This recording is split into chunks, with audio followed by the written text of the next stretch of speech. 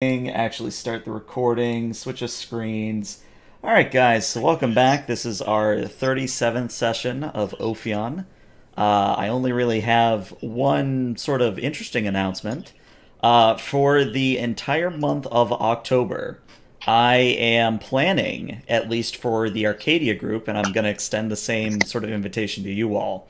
Um, I think the month of October is a perfect time to not only celebrate our 1 year anniversary, which will be on October 28th, but also to kind of do sort of a mini arc of different characters. And the reasoning for that is not that I'm bored or having trouble coming up with stuff for you guys, but I think it'd be a nice refresher and kind of a good way to explore some other plots I've always wanted to do, but haven't been able to because you guys are Starfleet. So we can talk about this later at the end of the session. But I was originally thinking we could do a Klingon vessel in the Prime universe. We could do a Mirrorverse Klingon vessel. Hell, there's enough material out there thanks to Jester and the latest DS9 PDF from Modifius that we could do a Dominion campaign even. It's whatever you guys feel like doing, and we'll vote on it at the end of the session. I, for one, would love to play a game of All Out Gach. All Ferengi campaign. Oh God, all Ferengi. I see that now, and I sort of want to see it. Honestly, I think I would sort of hit burnout within 2 episodes. Well, I mean, that's the whole point of a Ferengi episode. You do it just to ham it up for an episode or two. All right, let's see. I don't think I have anything else. Let me check my notes. Nope. Okay, so since it has been, 3 weeks since our last session, I did tell my players that if they were able to do a recap of sorts, I would award them with momentum to start off with. And would anyone care to take the lead on that? I volunteer as tribute. All right, go ahead, Murthrin. What approximate star date are we on? Actually, no. You know what? I'll cheat and just go supplemental. Okay. Chief Engineer's log, supplemental. The repairs on the Ophion are still coming along, albeit slowly. We're still not going to be able to get warp drive up any time sooner than the next month. But we at least won't have to worry about the ship breaking apart the next time this asteroid translocates or whatever it is it does. So at the moment, it's mostly anthropological research for the away team. Apparently my alternate future self has ended up staying with the Slough colony rather than the Federation, which I find concerning personally. I'll have to see if I can't find out what his reasoning was. Anyway, the away team headed by... I've got a mental block. What's our Cation security officer? Shatsu. Wow. Meanwhile, the away team headed by Shatsu is checking out one of the entrance to the underground facility, which we found. Hopefully they'll keep out of trouble. And log. All right, so that is where we will resume, is literally in media res, because I love those fancy terms. Never get to use them. Give me one moment to fix the map, because I'm just now realizing half the stuff is on the wrong layer. And there we go. Push this over to this screen. All right, so the Shatsu away team, which includes Shatsu herself, Lieutenant Wine, Lieutenant Locke, and Lieutenant Purr. God, I'm going to butcher the name. It's been so long. I've forgotten how to say it. Purr. Thank you. You guys have been asking the interface of this facility, a sort of feminine yet robotic voice via Shatsu, questions. And so far you've been shown star maps, you've been shown technical data about this facility and the planet itself, and you've more or less gathered that the planet is artificial in construction, that it is more or less a translocating entity. However, before you could get, I would say substantially into it, something tripped. And we sort of set the scene with, again, the Normally light blues and whites and greens and yellows of the swirling display all around you immediately becomes a maelstrom of red light. And it's almost like a humanoid twisted visage of an angry, if not furious or livid, face made out of swirling energy. And it says, "The daughter of Phelan will die here." And it is at that point that objects begin to launch from these spherical sides of the room, and they basically stop midair and unfold. And 4 defense drones come to life. And yes, they quite literally look like Matrix Sentinels. But yeah, I would say you guys on this away team have, I'll say, 1 action before we actually start combat. So what would you each like to do? And just as a reminder, who's controlling wine and who's controlling Shatsu? I believe I had wine. Okay. I don't remember who had Shatsu. I think I was running her, but since it's going to be combat, why don't one of you run her? I don't believe I have anybody unless someone else wants to run her. Yep, I'll pull up her sheet. Alrighty. All right. So, what is all of your actions going to be before combat actually starts? Well, wine has a decent amount of security, so he's going to pull out his phaser and try to shoot, let's say, the one in the upper right. Okay. So, again, since it's been a while, that is going to be a control security. The difficulty will be A2. Cool. Control security. I do not have any. Do not have any focus. Oh, very nice. Still make it. And as you're rolling your damage, Murthrin, if you would award yourself 2 momentum, please. Alrighty. Okay, and that is this many challenge dice, I believe. Ranged. As we've all completely forgotten how to play the game. Yeah, I was going to say, this is going to be a Pretty bit of a much. refresher for everyone. Oops. No, never. Okay, rolling dice. Okay, so what is his security? 3? That's not 3. right. What does he have? A type 1 or a type 2? Type 2. Then it is 2 plus security, so 5. Oh, 5 dice. My bad. I'll just roll the challenge dice thing here. Okay. Ooh, Okay, so that's slightly better. that's a grand total of 7, and that actually is enough to knock this drone out of the air. So Wine, you kneel down and you take an aimed shot at this drone, and it immediately sort of bursts in a spark or a shower of sparks, and it begins plummeting down into the abyss below you. However, the very second it goes down, another one launches and pretty much takes up its space. Commander, you might want to see about shutting this thing down. Yeah, right. Yep.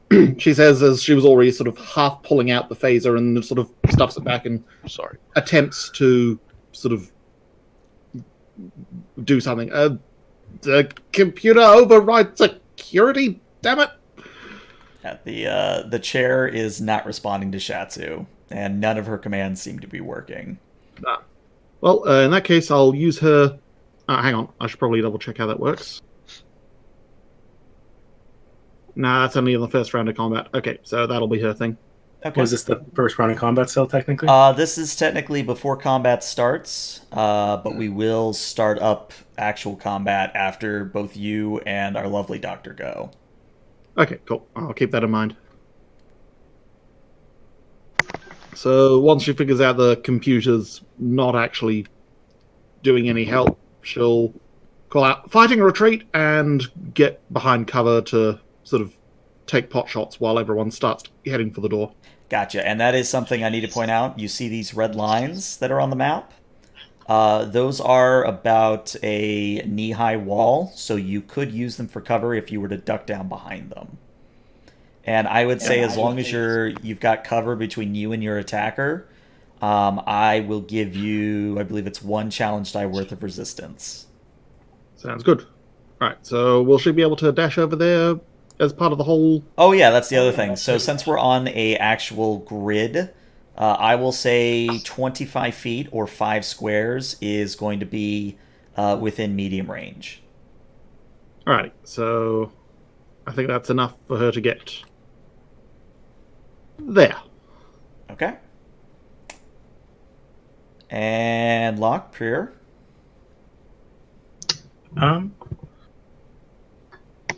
Gesture to Prier and be like, Prier, get behind cover, and kind of duck here and hide, keep low.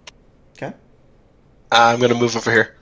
Alrighty. And we are actually going to start up combat. Clean up tokens here. Let me just... Let's see, did I actually... Yeah, put them on that level. I thought that might happen. Alright, so... Drones... Okay, drones are in. Now to get you guys in. Okay. Descending. Alright, so remember that combat basically works that the players go first, and then the enemy, then the players, and then the enemy, etc., etc. So which among you four would like to go first? I can go. Okay, yeah. Yeah, Sure. What do you I'm wanna do? thinking. I'm thinking the people who are far ahead because Shatsu being Shatsu, she'll be covering the rear Okay. as people go out. So I can fire and move in the same action? Or in the same turn? As a minor, you can move. You can also aim. In fact, let me just tell you what page it's on. Let's see. Page, is that 169, I think? Let me double check. Yes, minor actions start actually on page 172. 172. Cool. And you can move up to medium range as a minor. Alright. So I shall move there as a minor. Okay. And I'm going to, not an aim action, but just a fire from the hip style shot at the defense drone on the far right. All right, that's just another straight control security, difficulty 2. Fantastic. Control security.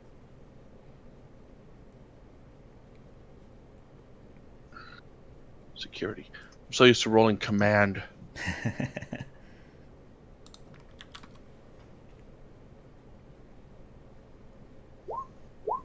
Yeah, you hit it. Go ahead and roll some Excellent. damage.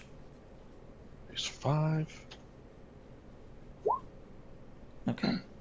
So, this time your phaser doesn't, cause I mean, there's obviously some sort of visceral response where you see perhaps a scorch mark across the drone's carapace, but it does not go down as easy as the first one did. If anything, this seems to have been only 75% as effective. Commander there showing signs of adapting.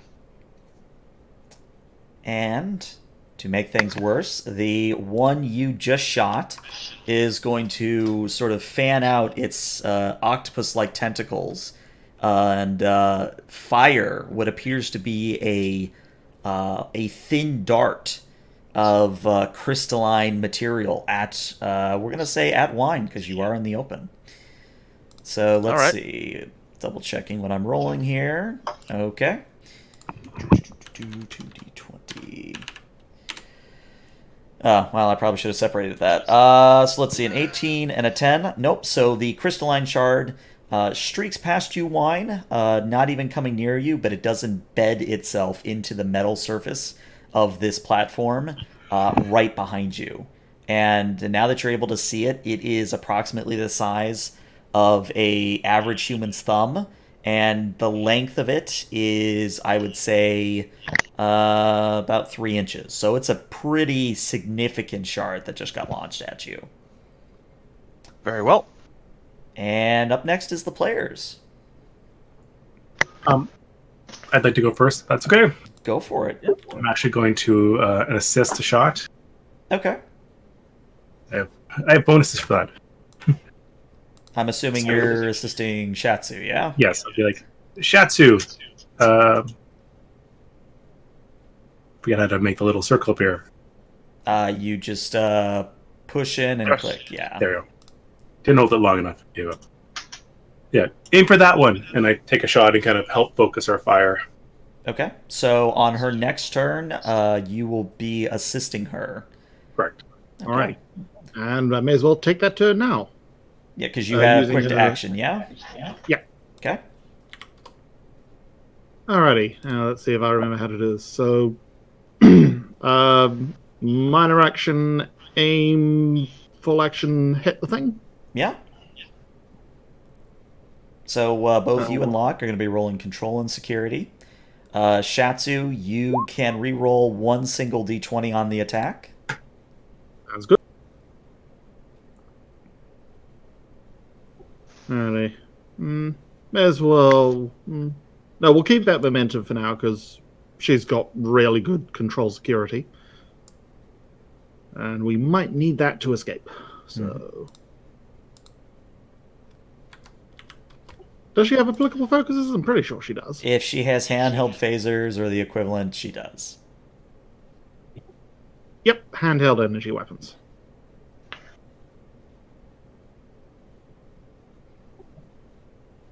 There we go. Very Nice. nice. So you actually get 2 momentum from all that. Very nice. 3 momentum because I have pack tactics, which grants a bonus momentum when I assist. Nice, Nice. even better. That's Useful, up to 5. Okay, so go ahead and let's roll some damage. I think for Shatsu, that's what, 7 or 8? Yep, 8.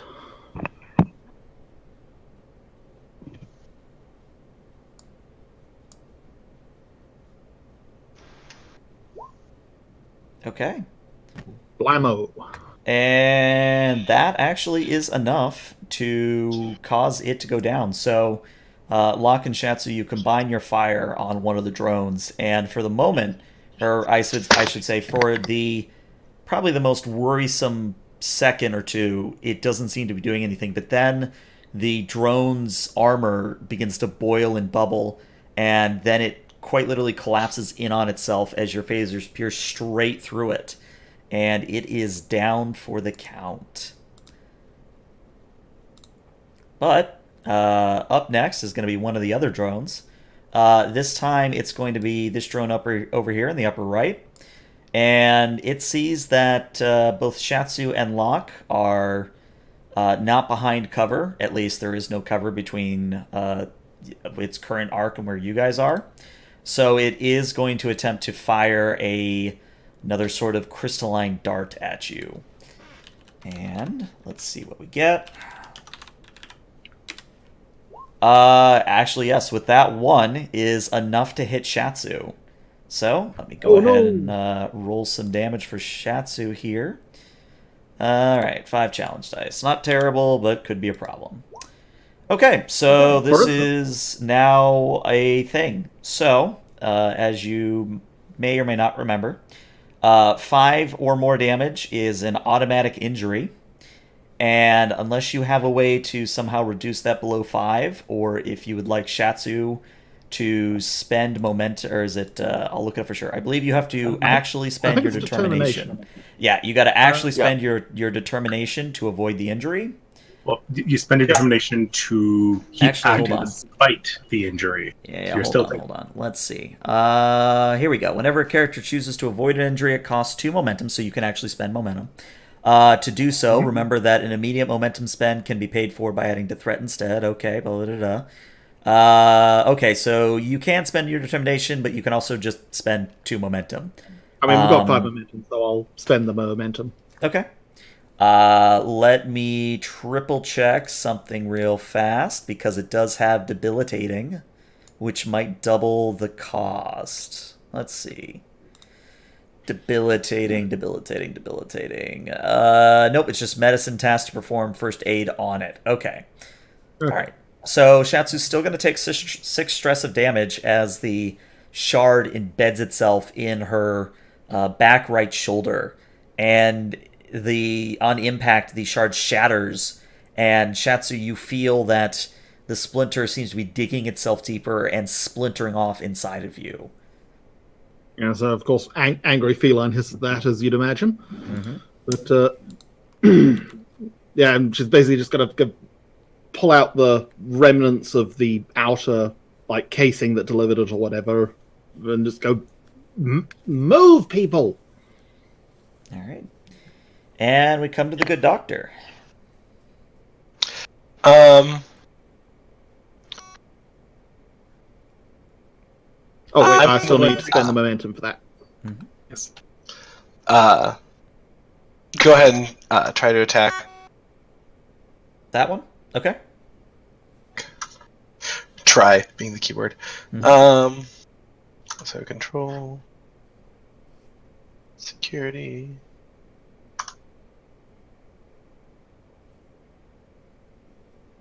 And I have no applicable focus. Hey, but It you get a doesn't momentum matter. for it. Nice. Nice. All right. And yeah, you have a type 2, yeah? Yes. So that's 4 challenge die. No, sorry, 5 challenge die. I keep forgetting type 2 is a 3 base, not a 2. All right, so you hit this drone again. It's taken several hits at this point, but it's still standing. It does look a little bit janky though. Its movements are, I hate to use the term robotic, but it is very stuttering, very machine-like. Whereas before it was a nice fluid motion. So maybe another good hit on it would take it down. But I believe that comes to our very last defense drone, upper left. And I am getting feedback from someone. I don't know who, but I'm hearing myself a little bit. Yeah, I'm getting a little of that as well. But the defense drone in the upper left is going to do the same thing that one did to Shatsu to Prier. So let's see how well it rolls. Well, it has rolled a complication. So when it goes to fire, the shard does still fly at the doctor, missing him and just embedding itself into the ground to his left. But when the drone tries to fire again, there's almost like a clicking sound as if something has gone wrong with its appendage, so it can no longer fire. But I believe that is everyone. So we now come to top of the round, and since players went first last time, it is now the drone's turn to go first. And that means this drone over here, the one that has been shot a whole bunch, it's going to move up to here as its minor action, and then it is going to attempt to ensnare or otherwise strangle Prier with its mechadendrites. So, again, let me double check what I gave it for stats. Okay. That is 1 success. So, Prier, I need you to roll me a daring security. The default difficulty is 1, and you need to get at least 2 successes or this machine will hit you. Spoiler, you don't want it to hit you. May I borrow momentum? Oh god, you roboted a little bit. Indeed. May Yeah. I... Awesome. It's already assimilating him.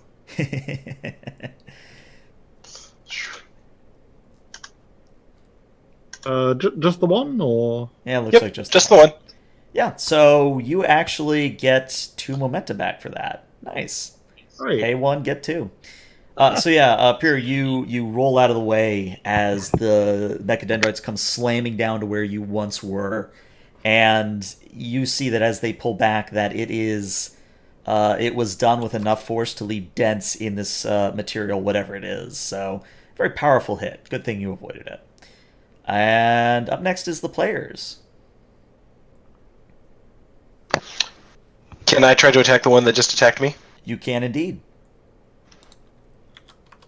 And I'm assuming you're shooting it again? Yes, I'm going to aim and shoot. Okay.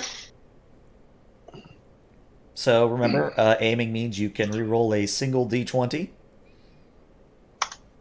Don't forget to move towards the exit after you've shot. He aimed instead. Yeah, he aimed instead. All right. Why so, do you have to be You the only one that's idiot. listening? Yeah. So you do get a momentum, and go ahead and roll me some damage.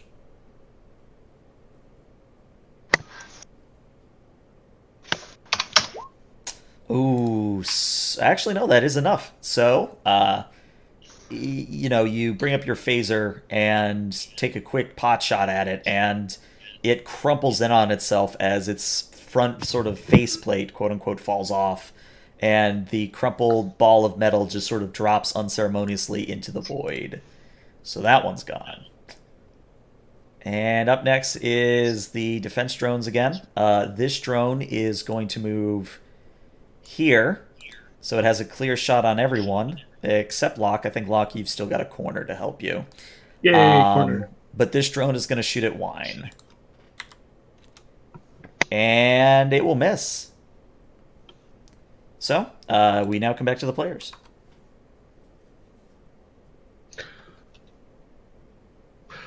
Yeah, I can. Wine's going to just do another fire from the hip Okay. at the one above the chair. Okay. He's going to do his shooty thing. Control plus security.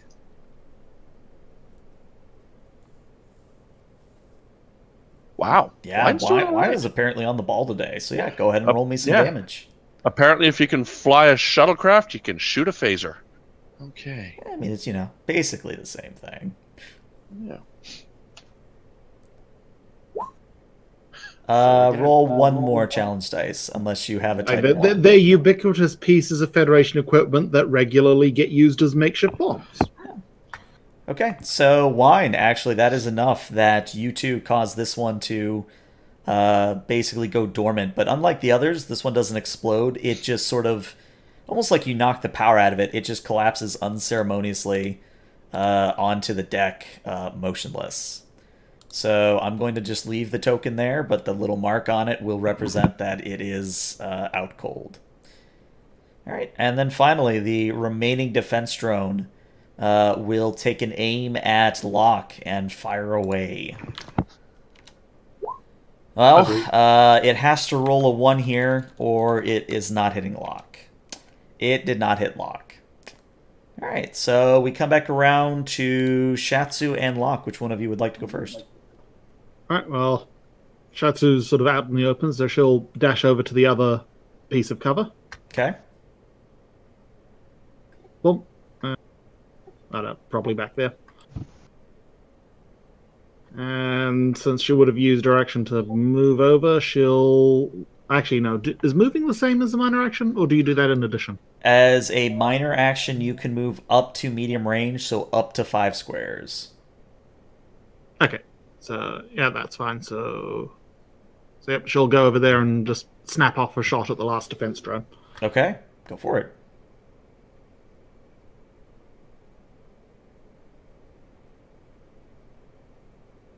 Oh, security, not science. As much as sciencing a robot to death is a very Star Trek thing. It is indeed. Yep, 2 successes. That's all you need. Go ahead and roll me some challenge die.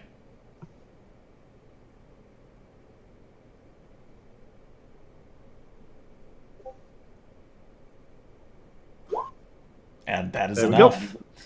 So, as the last one is utterly destroyed, a sort of eerie silence falls over the room, and what once was red klaxon sounding, and the locked door of where you came from, it seems to more or less dissipate, and the room returns to its nice light blue color that you see on the map, and the doorway that leads out of here opens up. But we are now out of combat.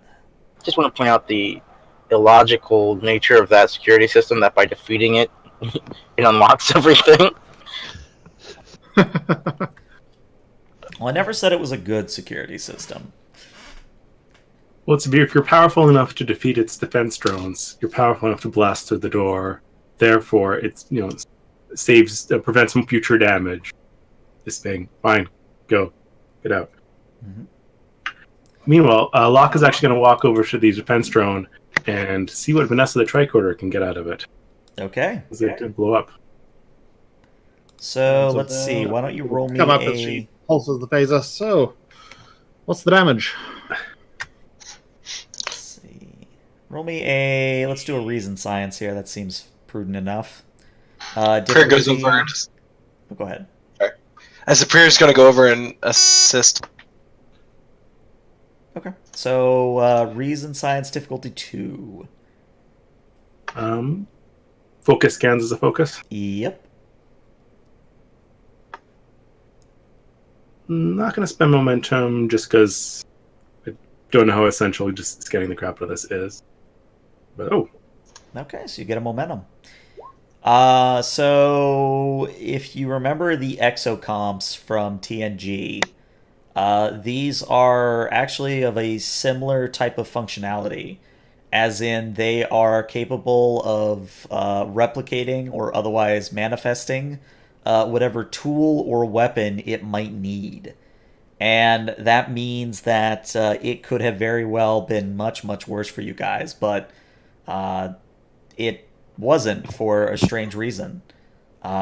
It's almost like the defensive measure you tripped wasn't really a full on response, if that makes any sense. You've activated level a 2. partial response. That's good. Yep. So, shall I get the shuttle ready now, just in case more show up? I think that would be a good plan. Very well. Call me if you need anything. I'm going to saunter out, and I'm going to pick up the metal shard that was launched in my general direction, just as a keepsake. Okay. Yes. Speaking of which, how's Shatsu's shoulder feeling with that thing that got? It is actually starting to feel numb. You probably want to have your doctor look at that. Yeah, so she's like kneads her fingers and goes, you know what? I think we should come back here later. I think I need to get this seen to. Okay, no, this definitely needs getting seen to, and sort of tries to comment to the Ophion. Well, remember, your doctor's literally 2 squares to your left. Priya, could you? Oh, right, Priya's a doctor. Priya, could you come and take a look at this? Absolutely. All right, Priya, if you could roll me a reason medicine, please. Would either emergency medicine or xenobiology work? I'll let either one apply. Difficulty here will be A2.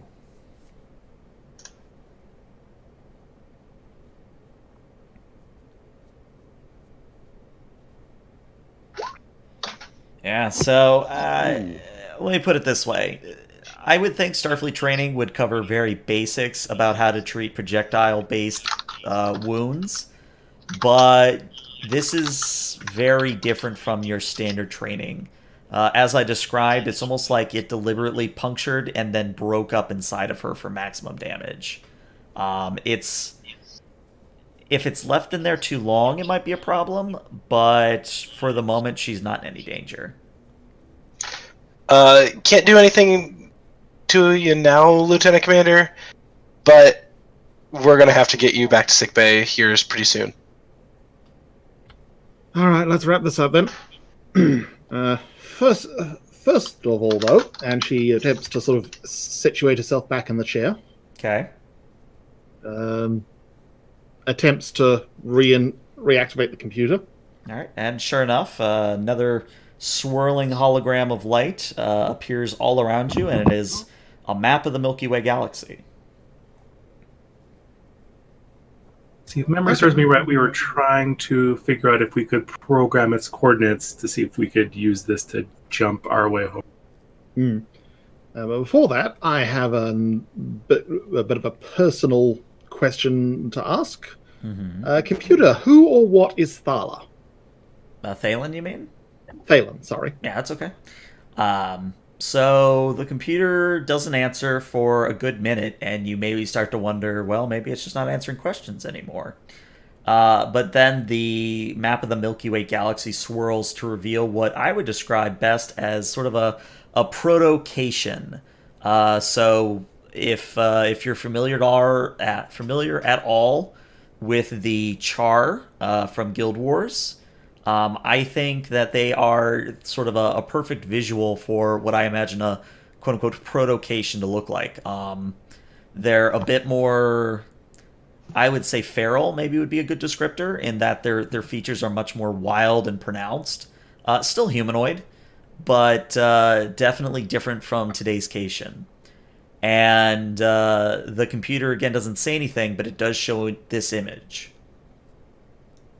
Ah, hello, Grandad.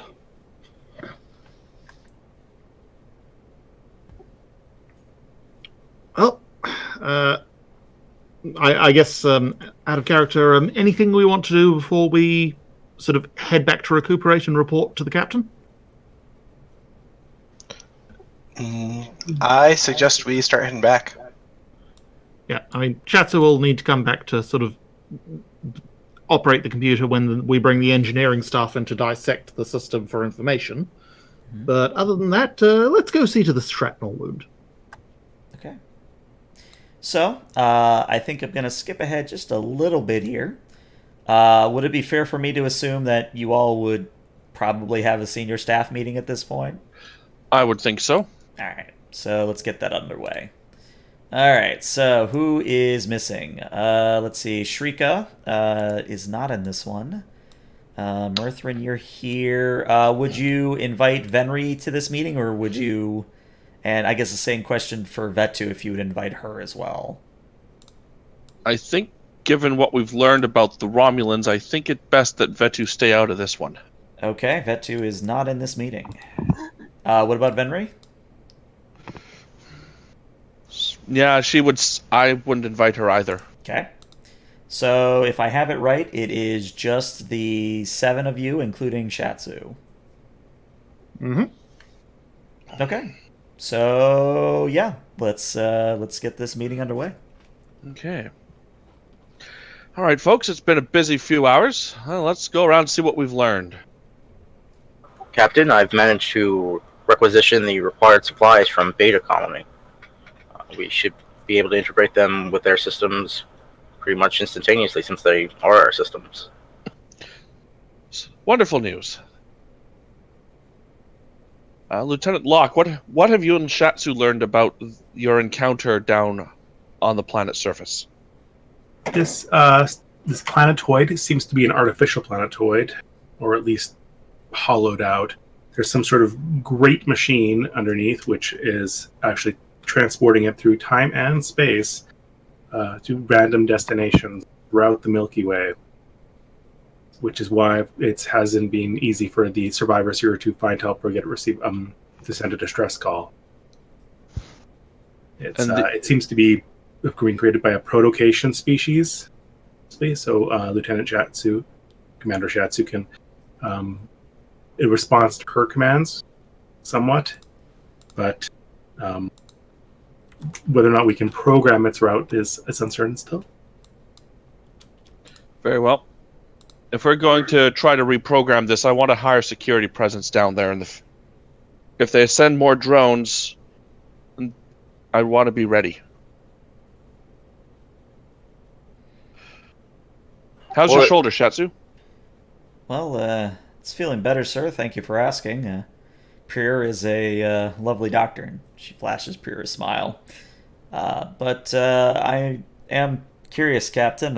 Have we learned anything new about the anomaly that brought us here? Yes. Locke, could you please pull up your investigation from the science lab? Play it. Okay. Activate the whisper program that prevents eavesdropping. Okay. Very well. I request the cone of silence. Yes. It appears It is whether...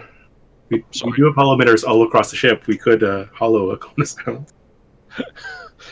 Let's not say we did. Right. Yes. So it seems that the Romulans may not have been entirely forthcoming with information regarding their prototype engine and their purpose for designing it. I'm sure everyone is quite shocked at this. Yes.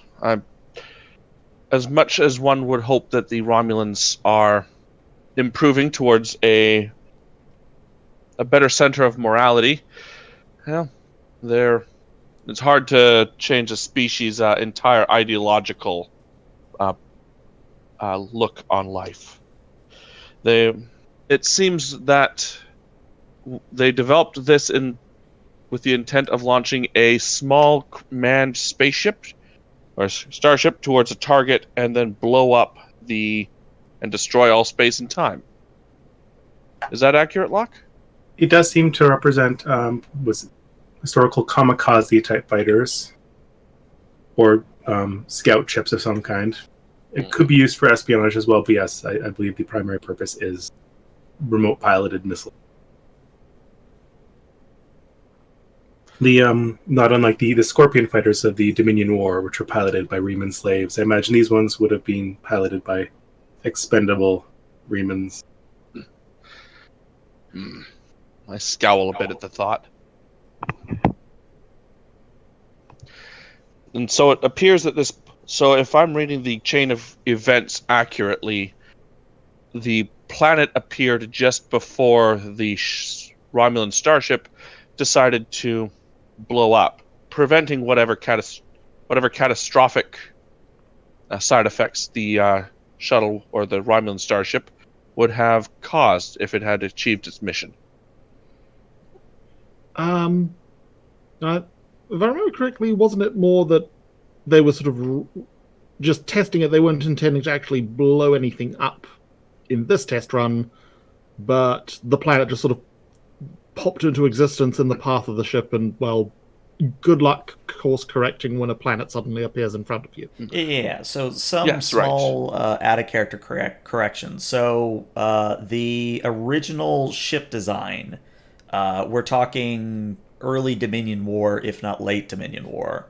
The Romulans came up with basically what is a space-time rift generator, and they threw it on a ship, and they were considered doomsday weapons of last resort. Thankfully, none were used.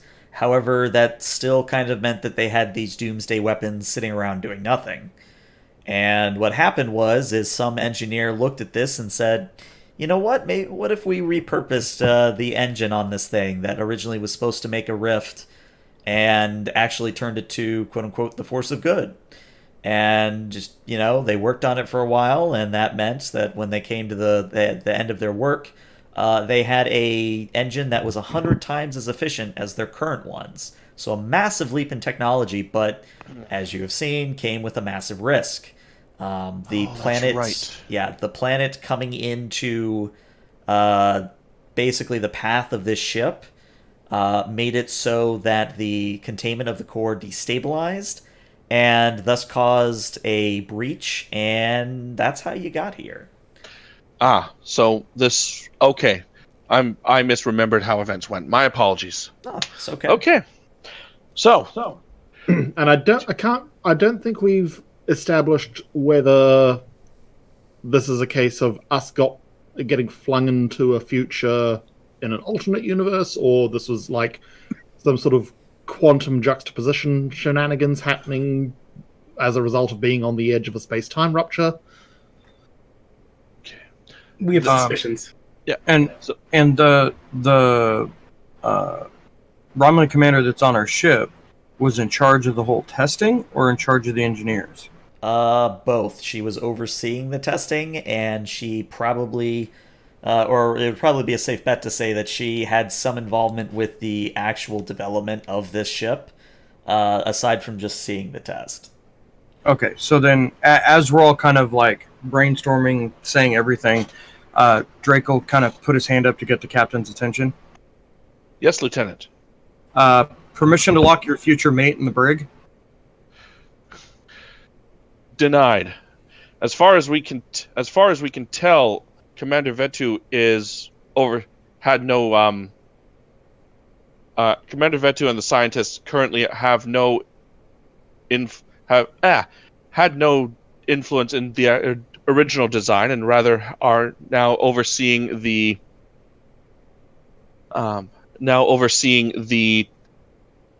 safe.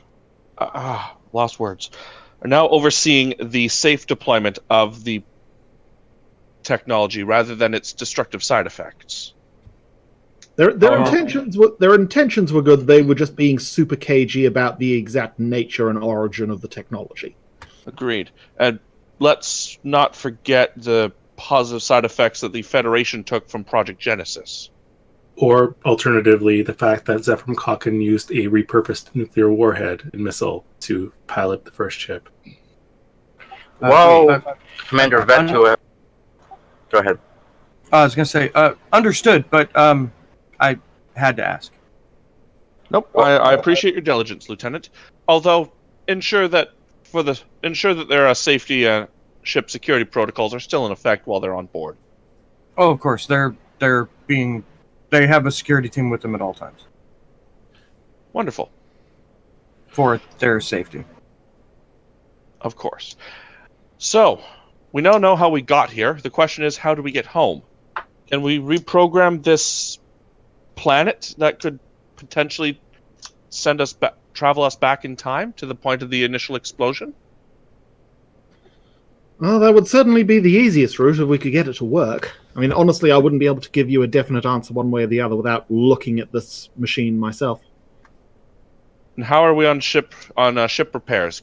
Can you spare yourself a few hours to go down and have a look? I should be able to. It's still going to take a while, but the worst is out of the way, and at the moment now, it's just busy work to get it done. Captain, Yes, Commander. there are some potential complications with this plan. Only some? If we were to make use of the ancient device, we would be potentially transporting the entire planet back to not only our timeline, but our time period. And there would, in essence, be two Ophions that we create. We would be bringing back the colonists as well. I'm aware of the potential ramifications of that. However, I have looked through the Temporal Prime Directive, and there are cases where if an individual is brought to the future against their will and has lived an isolated existence to which they have they have witnessed no future events beyond their own existence. Certain amnesty protocols do exist. They would have to be thoroughly questioned, and indeed, there are now many among the crew who would know who they would, for lack of a better term, shack up with if we were ever in this sort of situation, which there would be arguments whether or not that could be impactful on the futures. But I'm not interested. I would much rather save and give these colonists a chance at a better life than just leaving them drifting in the middle of a void if they so choose. Well, Captain, I will try not to begrudge you any paperwork with the Temporal Department of Investigations, should there be any. Oh, there will be. I'm on a first-name basis with our handler.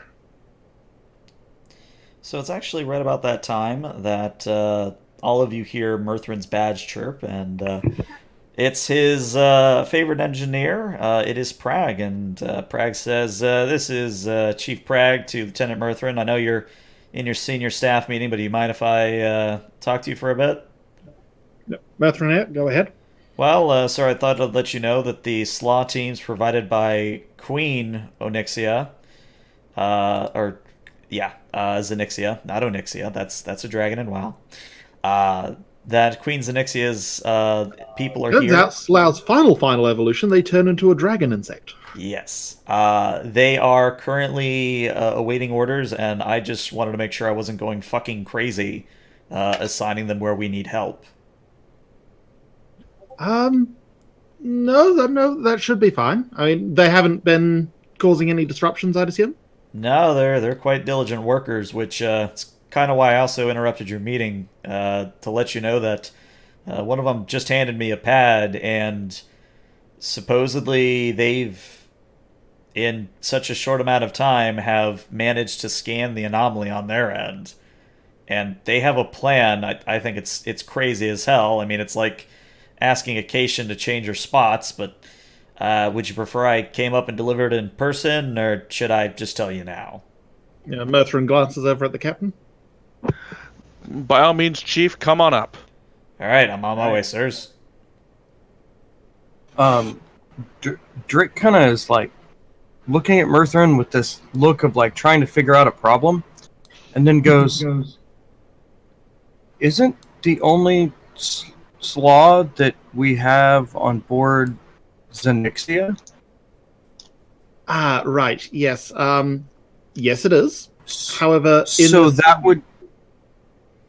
that would mean that all the slaw that are on the planet that are now on the ship are technically her offspring. Well, she is a queen slaw, so presumably once she undergoes full queen metamorphosis, she can just start producing drones immediately.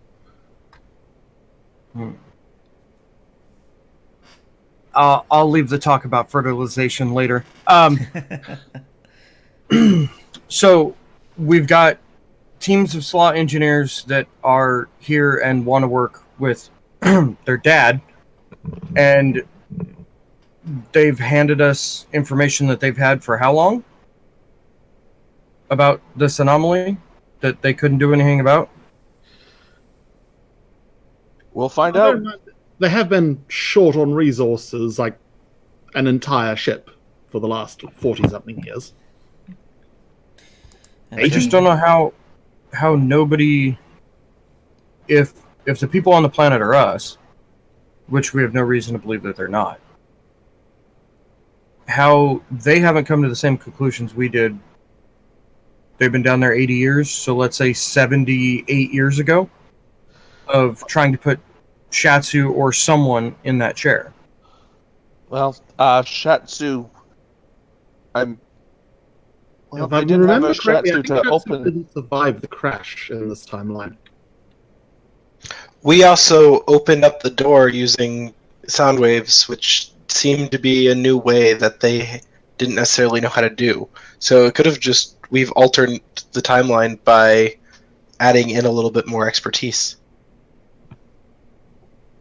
Plus, they would have been entirely focused on surviving, and also, as far as I can tell, there were virtually no ship systems functional after the crash for them. Gotcha. So they didn't have the computing power of the ship to help with hypotheses and ideas. Beta Colony was in much better shape than Alpha, however. More of the engineering section stayed intact, and from what I've seen, and Commander Mercer have seen, they've managed to build up quite a settlement there, with many features of the ship being integrated into it, including the computer core. I just don't understand then why they didn't help the other colony. Like, what happened? From my understanding, Alpha Colony has refused help.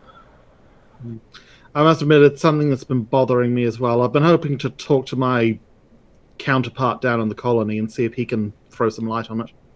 I mean, because if there's a rift between the two colonies, I'm willing to bet that I probably started it. And he's deadpan about it. He goes, I'm sure that something happened, or I took an order the wrong way and did what I do, and that's what caused a rift. That's what's bothering me about this, is that I feel that I probably did something to make it to where these two colonies don't work together. So, it actually is about that time that the door chirps. Come in. And so in steps Chief Prag, and Prag kind of says, Captain, sirs, and he looks between Murthrin and Skull, not really sure who he should hand the pad to.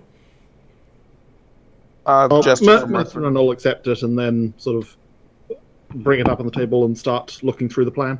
All right, so Murthrin, on the data pad are several things. The first is that the beta colony did indeed start detecting the anomaly about the same time you got here. So that probably means that it appeared the same time you guys did. So it's not like they waited 80 years to look at it.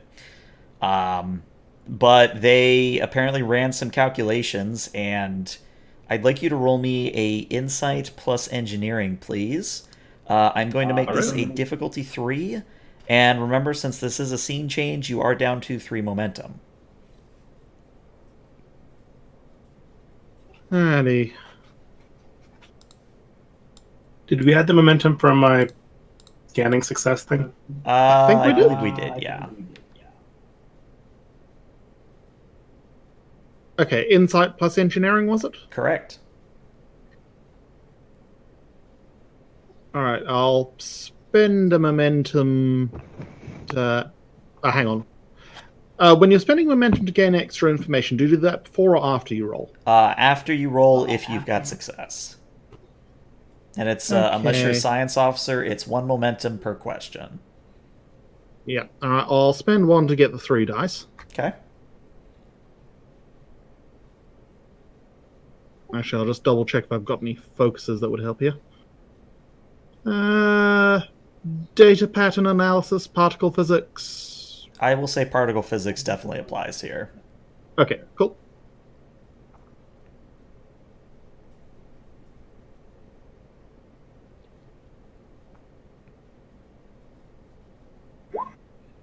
Ooh. So, that is a natural 20. Would you care to spend momentum to get rid of that complication, or would you like to spend determination to reroll those 2 zeros? How would you like to do this? Hmm.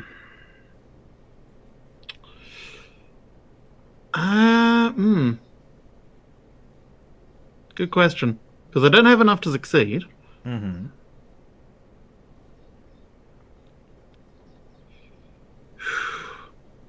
Do you have I'm anything temp- that'll let you reroll? I don't think so, no. I am tempted to take the complication because if this does turn out to be a plan that is bad for us, I'm kind of interested to see what will happen if Mirthrin doesn't catch it. So yeah, I'll take the complication. Okay. So, Mirthrin, you're looking at the readouts of the anomaly as well as ways to reverse or otherwise change it so that it could change or send you, like your Ophion, the one that's currently you're sitting in, back to where it should be in time. However, and I'll say you would still realize this, but this is kind of the complication. In order to fix the anomaly, quote unquote, you're going to need a massive power source. And there's only 2 that are available to you. Either your existing Ophions or the colony on the planet. And obviously you need at least 1 to fly out of here. Mirthrin will sort of look at that and sort of frown and go, Well, the plan is workable. The only problem is it's going to require a massive amount of power. Like, if we use the ship's reactor for this, we'd be looking at almost draining the capacitors. Are we able to ascertain how much power the Thayan, was it? The Thayan The thing. facility, the Thalen facility provides? Can we? I think the power we need is in addition to that. Okay, so we can't ramp that up. Okay. Well, we could put salvage reactors from the settlements. Because the downside there, though, is that if this plan doesn't work, they'll still be stuck here, except now they'll have nothing to power their settlement. But we'll be stuck here as well then, and we have 3 whole reactors. Can we sacrifice one of the section's warp cores? I mean, potentially. We'd probably have to daisy chain Alpha and Beta together just to get enough power out of them. And with the microfractures in Alpha, I'm uncomfortable doing that. Understandable. And what is the status of the reactors in Alpha and Beta colonies? Running on dregs for the most part. I mean, they're antimatter reactors, so they create a phenomenal amount of power, but compared to how much they produce at full capacity, I mean, they're barely a trickle.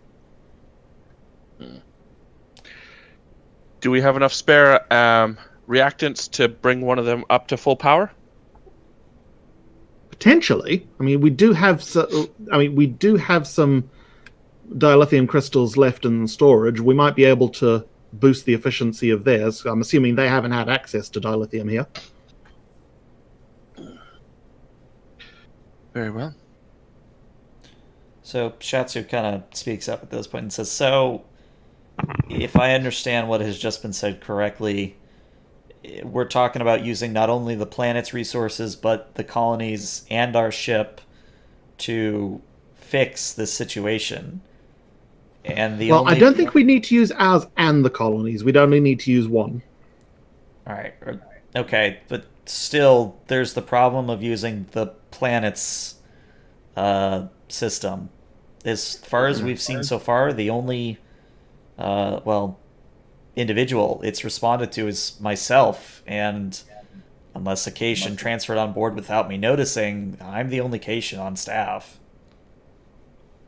Yeah, I mean, out of character, looking at the plan, does it sort of seem to work on the assumption that Shatsu can direct things? The complication means that you're not sure. And it's a little tricky to tell from the plans here. I mean, the details here are mostly focused around getting the harmonics and stuff working. They don't really go into exactly how the power's hooked up. Doctor, when you took a look at the facility down there, did you have a look? Did you investigate how it determined that Shatsu was or contained the required DNA? It seemed to only respond to her. Both Locke and I tried. There's something about the Cation genome that it responds to. Could be markers that they have that no one else has. Do you know if it read blood or brain patterns? How did it interface with you, Shatsu? Out of character, I think it was like just biometric interface from touch on the armchair. Something like that, yeah. If it is biometric, I might be able to rig up a false signature, especially since we have plenty of tissue samples to work with. No offense, Commander. We might be able to put someone in something that would replicate a Cation biosignature. Right, but my point is that if it's not me, it's still someone else that's going to be trapped on the planet. Yes. Do we know if their Sona survived? Out of character, no. No, as in she didn't survive, or no, as in we don't know? The latter. Okay. Ladies and gentlemen, I'd like to point out that the life of one is not worth the same as that of the colonists and all the crewmen aboard the ship. All of you have taken an oath to lay down your life to protect your fellow crew members. True. This is not a hard decision to make. Yeah. And to that end, Captain, I'd like permission to go down to the Beta colony and see if the other Murthrin can shed more light on the situation. Call me conceited, but I trust my own opinion on the matter. We have working comms. You're more than able to set up communication with them from up here, unless you prefer to get a empathic sense in the matter. I feel like it might give me a better handle on exactly what the situation here is. Context is always key. Very Lieutenant well. Drake, make sure a security escort goes with him. Actually, I believe Miss Zareed and her escort are still down there. Mm-hmm. That they are. Yep. You may take a shuttle, Murthrin. In the meantime, Panek, take an engineering, a science, and engineer and a security team down to the facility. If we're going to be hooking someone up there, I want to know precisely everything involved. Aye, Captain. We will secure the facility.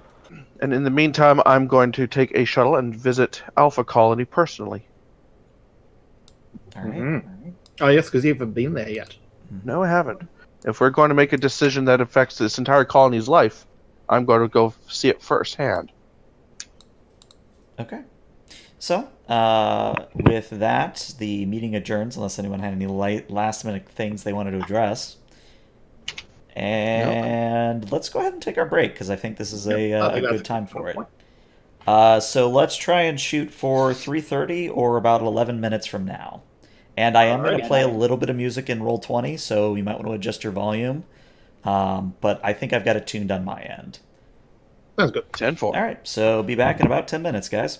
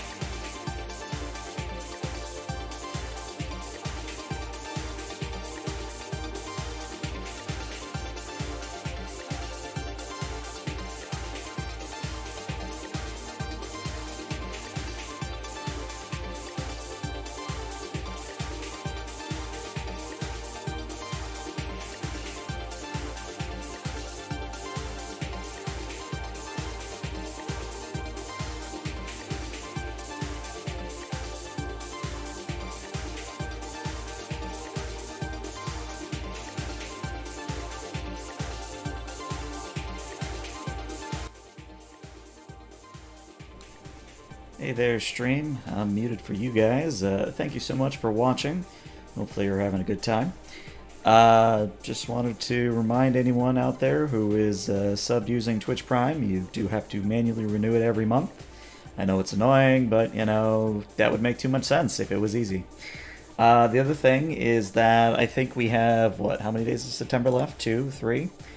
2. So if you are gifted a sub between now and end of day tomorrow, you can get a full sub continuation for only $1. Don't think anyone's gifted a sub on this channel yet, but you never know. Could be a good tip if you're in any other channels and you get gifted a sub. Other than that, something that I don't know how much of his interest to this crowd, but my Wrath and Glory stream, the Valhallan Crusade on Wednesdays, has been pushed back an hour. Now starts at 9 p.m. So if you're interested in that, just remember that we're no longer at 8, we are now at 9. Other than that, I think I'm just going to unmute myself for everybody else.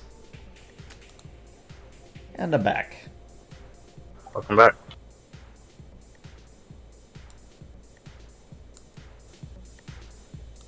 Hopefully the music wasn't too loud. I didn't hear any. I don't have the stream up. Oh no, it's on Roll20, so it would have been coming through whatever web browser you're using. Yeah, I mean, I'm getting it through my end, but it's pretty quiet and in the background. Cool. And that's with my soundtrack turned up a fair bit. Okay. Yeah, I deliberately try to keep things quiet.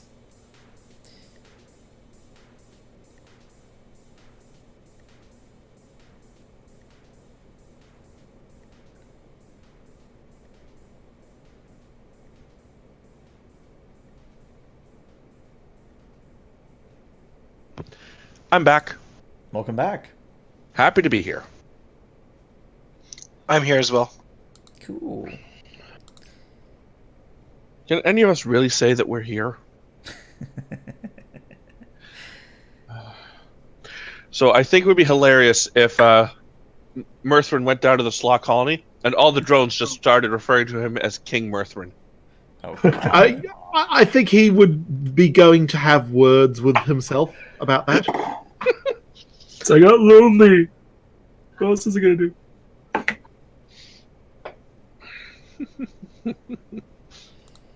Alright, so I think the only one who isn't back yet is Drake, and Drake's having internet problems. Alright, well, we can at least start. Drake will just come in whenever he can. Alright, let's get rid of the BRB on screen. So, as you can see, I've divided up the Photonesia map based on who I think is in each section of the planet. Who do I need to add, be it player or Me. NPC? I believe I'm in the control room. Okay, you're in the control room. I'd like Drake to come down with me to Alpha Section. He seems to have some weird ideas about what his future self does, so I want to see if they're validated or if he's just so full of himself, or just has a bad idea about himself, I think.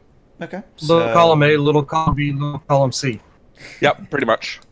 Maybe a Quakenbush for the control room as well for extra security. Okay. No, Quakenbush was down on the colony with Zareed. I mean, you can certainly still pull him if you wanted. Yeah. If Mirthan will have me, Beta, Prier has. This is all interest very sudden. Okay. in, insects, so he would love to go down and see. Okay. Oh, yeah, because he's only just transferred, so he hasn't really interacted with Zenixia much.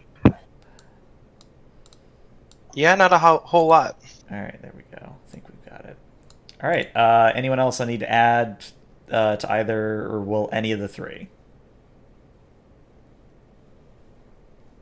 Okay. Let's start left to right then. So, Skull, you arrive in Alpha Colony, and I believe I described it before, and if not, this is, I guess, the first description of it. Or maybe it's a retcon. Who knows? It's been a while. Basically, it is as if someone took the Alpha section of the Ophion and I would say almost split it down the middle and turn each section into great walls that sort of surround this encampment. There are some freestanding structures which have been built to sort of slide right up against the Ophion's hull.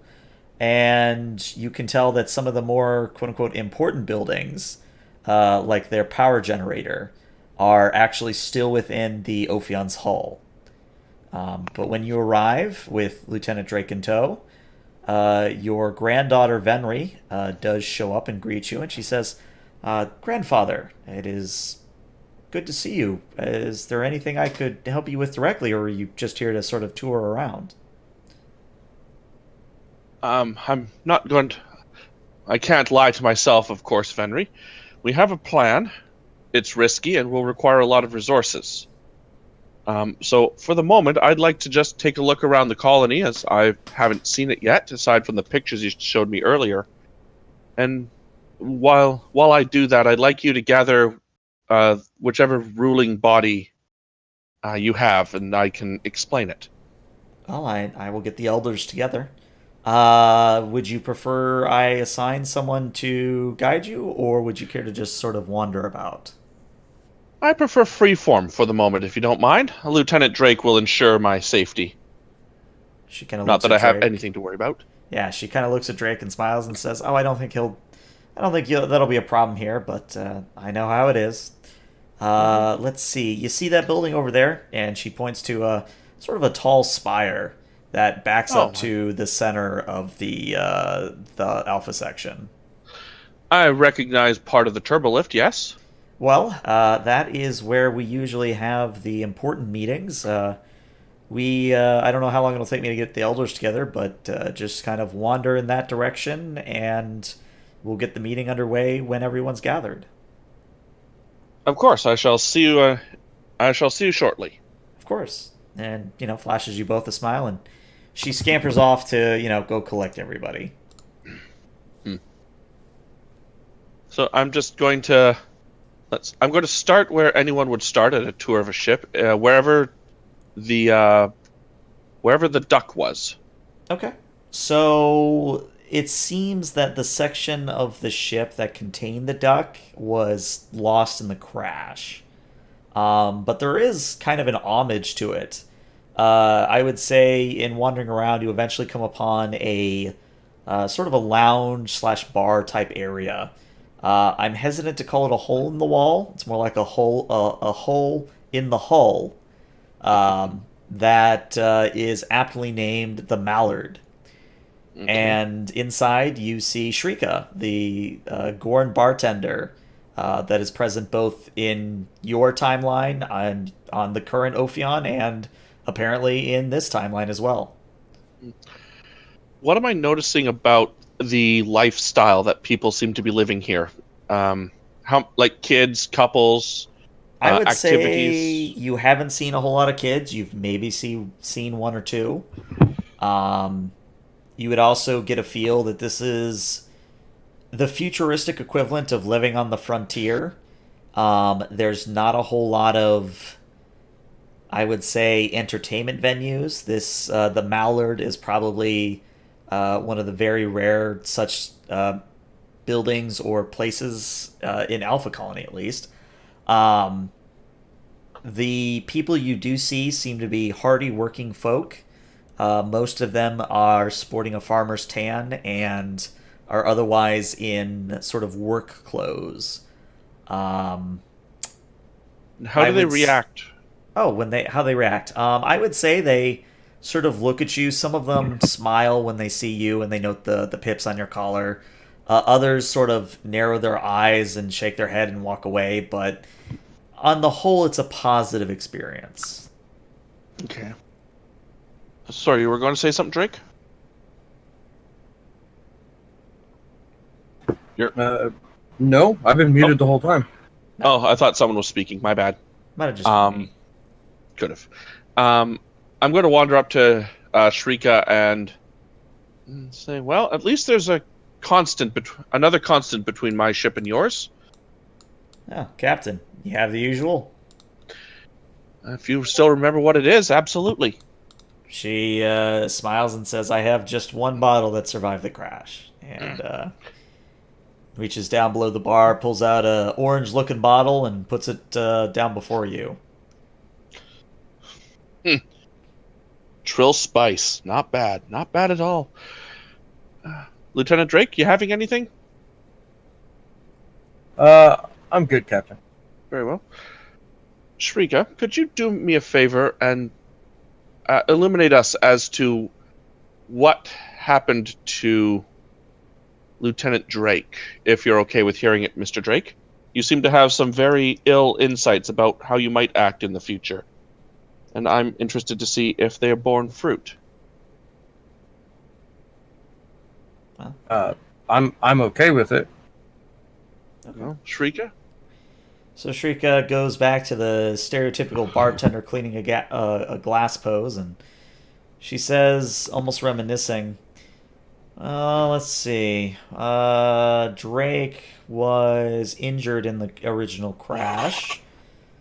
Treated, of course, made a full recovery. But about, I think it was what, 2-3 years into the colony, there was a rather violent storm, and Drake had been out at the time hunting wild game, and we never heard back from him after that. We all sort of just assumed that he either was injured and possibly trapped during the storm, or that something actually got him. Again, we never found a body. We of course did send out search teams, but we after all this time, no offense to you, Drake, but it's not like humans live that long. No, our lifespans are quite short, but well, at least knowing that I went out doing something to help other people is solace enough. Oh yeah, you led the hunting parties for a good amount of time. It was just one of those rare occasions where you wanted to head out yourself. Of course, we were a little bit strained there for a little bit, hunting enough food for everyone after your untimely, she thinks about it for a moment, departure, but we managed. Well, that's good to hear. See, Lieutenant, you didn't cause a massive schism or a war, or you didn't die needlessly. True. Yeah. Here's hoping you don't have to die at all. And I'll raise a glass and a swig. And then, yep. Drake will just kind of mutter, well, when I do die, hopefully I'll be surrounded by the bodies of my enemies, but, you know, stuff happens. That should be Starfleet's new motto. Stuff happens. Yeah. I'm going to finish up. Thanks, Shrika, for the time and the stories. Mm-hmm. And then head back. Just do a quick walkabout. I just want to see how they're living, and then once I figure out like their living situation, like touring the hab blocks or wherever the quarters are, and then I'll make my way to the elders spire. Okay.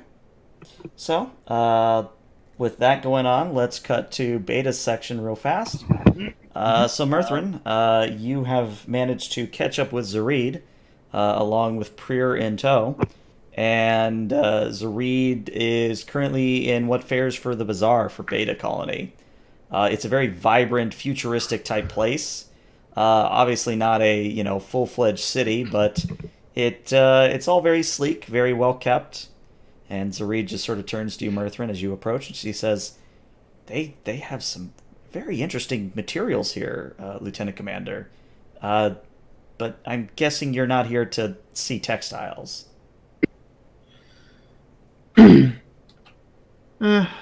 Honestly, I'm here to do a bit of field research. She just kind of raises an eyebrow and says, "Oh." Yeah, well, apparently the Beta Colony does have a plan for sort of getting us off this rock, but I'm wanting to sort of talk to my counterpart here and hash out a few of the details. Well, if there's anything specific, I might have already encountered something that could help. It's mostly figuring out what their plan is for the power requirements, because the plan itself is solid. It's just it's going to need a massive amount of power, and I'm not entirely sure how the reactors will provide enough. She kind of looks a little bit confused. I'm sorry. The power for what? I haven't been told anything about needing reactors. It's a plan that the Slough drones just passed on to us an hour or two ago. Oh, well, this is the first I'm hearing of it. And Methna sort of like looks at you and is like, "That's strange." Well, to be fair, she's asking more anthropological questions than engineering stuff. Mm-hmm. Sure. All the same. So, have you met my older self around here at all? I have hesitated to ask questions like that because I feel like that's just going to get me yelled at by the Department of Temporal Investigations. All right, well, I will go and get myself yelled at by them on your behalf then. I'd say have fun, Murthrin, but, well, she just sort of smiles and kind of goes back to what she was doing. So Methna will sort of like turn around, look for the nearest slough, and ask for directions to this colony's version of Murthrin. Okay, so you flag down, we'll say one of the red slaw, and as you approach, the slaw kind of looks at you reverently and says, I believe you are the one known as Murthrin, yes? Yes, correct. What is it that we can do for you? Well, I'm looking for the version of myself from this colony. They probably looks like me, but older, probably grey hair. Ah, then you do not know. No. You were lost along with many others of the crew during the crash. However, Zenixia, our queen, did make it a point that your name was to be entered into memorandum for what she called great services to our kind. That is a complication. Well, only one thing for it then. And Bethran will go to try and find Queen Zenixia. Okay. I mean, the same slaw you were just talking to will more than happily drop what he's doing to lead you there. Yeah. All right. So eventually, you gain an audience with the queen in her somewhat opulent palace, as it were, and when she sees you, you get a big old surge of happiness and almost like puppy-like master's home type vibe from Zenixia. But to her credit, she does resist slithering on over and giving you a hug. And she says, Murthrin, it's been far too long. How are you doing? Fairly well. And she's like looking around. I must say I'm impressed with what you've done here. I do try to make do. So we got the plan you sent us for sort of trying to fix the anomaly. And what did you think of it? Well, it looks solid enough. The main problem is the power consumption's going to be a bit risky. I mean, I don't see any way we can do it without exhausting one of either the ship or the colony's power supplies. Well, I didn't put it in the report for a good reason, but I mean, perhaps it is obvious to me, but not to you. We would be coming with you as you return through the aperture during this event. I've just yeah, I mean, the main problem there is I'm not entirely sure if we'll be able to convince everyone in the Alpha colony to come with us. Well, of course, everyone, even among my own people, is free to choose, but I had at least those closest to me, my inner circle, as well as anyone but the most stubborn individual out there, at least in Beta Colony. I have talked this over among my people, and the vast majority of us, if not at least 90%, are more than willing to come and join you on your ship. I'm nothing sort of like sitting and think about it. Oh, man. I am not looking forward to what the Department of Temporal Investigations is going to say when I bring an entire colony of Slar back with me. Well, we can, of course, discuss where our fate would lie after, quote-unquote, getting home. But I do believe there was a ring world that was originally on our course before the whole Romulan experience. True, true.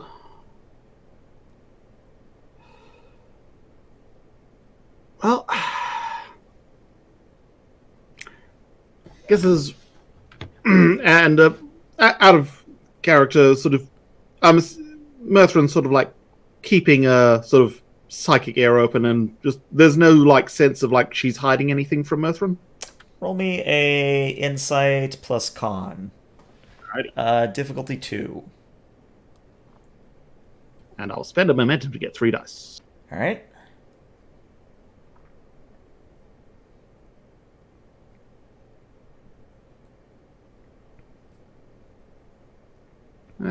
Psychic phenomena applicable? Sure.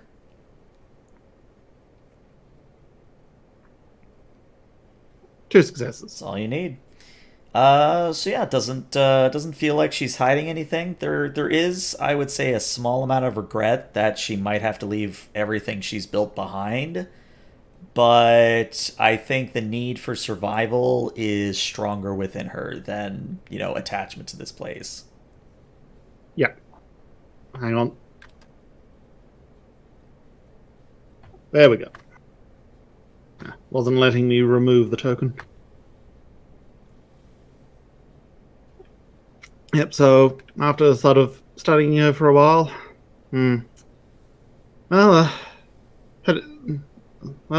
disappointed I couldn't get my own opinion on the matter, but so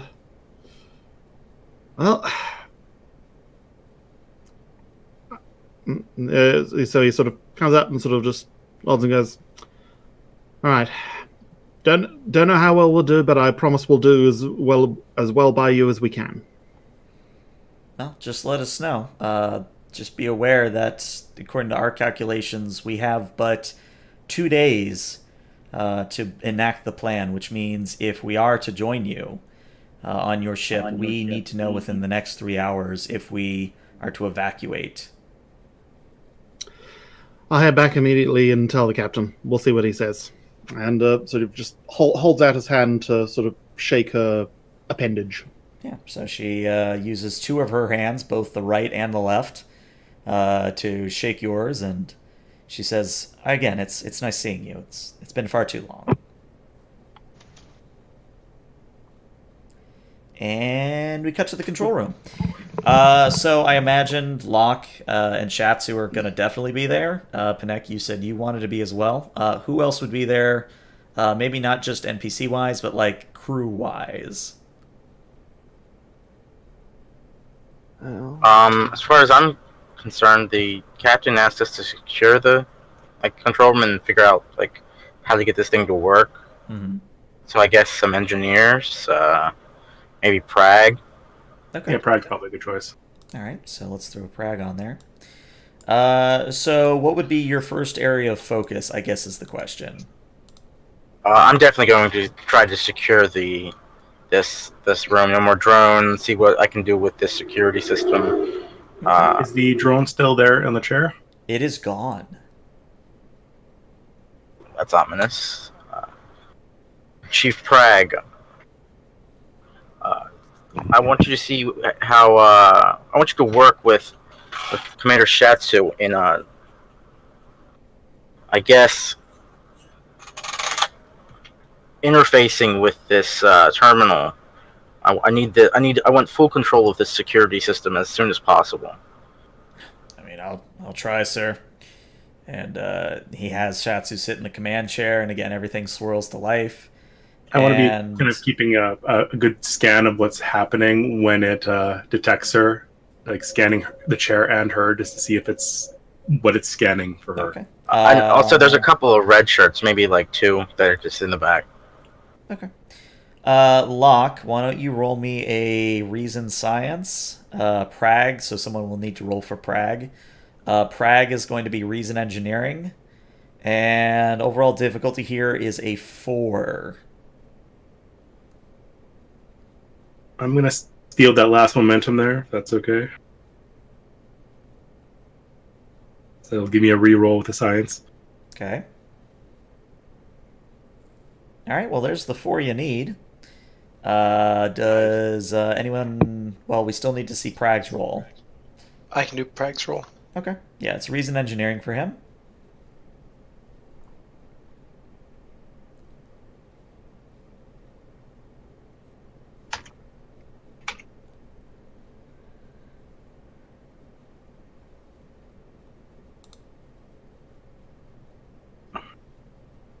So, okay, just think thoughts, Lieutenant Shatsu. I will just keep scanning. Yeah. Maintain your meditative chant. Let's see if I'm picking up anything. Does Prag have a focus? Yes, he does.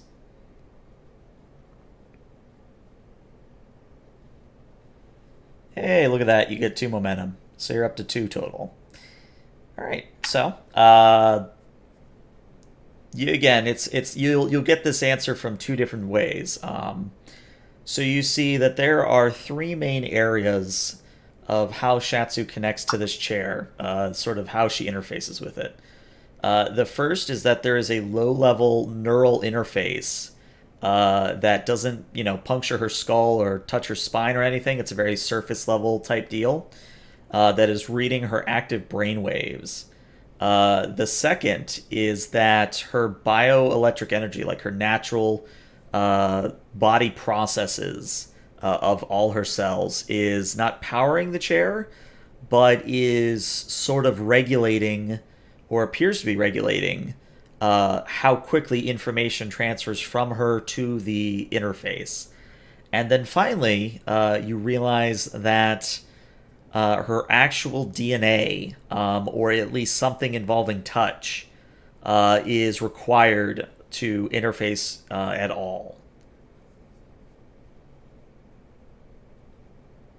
So, that has to add some complications to mimicking her presence on the ship that you had suggested. on the chair that you had suggested. Well, all we need is her DNA, which is easy enough to replicate with a couple kind of sterile gloves and some DNA swabs. We can definitely clone some tissue of her and make kind of Shatsu gloves. The trick will be the neural thoughts. If assuming that the person has a thinkcation, with some possible telepathic nodding and suggestions, we might be able to kind of implant a suggestion in someone that could kind of maybe make them thinkcation for a brief moment, long enough to activate. Shatsu kind of looks at you, Locke, and says, "Isn't the only thing that can do that a mind meld?" Yes, it would have to probably be the neck, melding your mind with whoever is staying behind. That's actually probably the hardest bit of it. Everything else should be Out of character, does the plan actually require someone to stay behind? Someone has to be actively controlling the power output from the control room. Okay. That's kind So of the all we big... need now is a volunteer who's willing to have their mind meddled with, who is prefers to stay with the colony rather than travel to some unknown place. We could attempt to persuade one of the colonists themselves. I don't know how well it will take with the Slaw, which is unfortunate. They are a telepathic species, but their minds are so alien that their biophysiology might make it incompatible.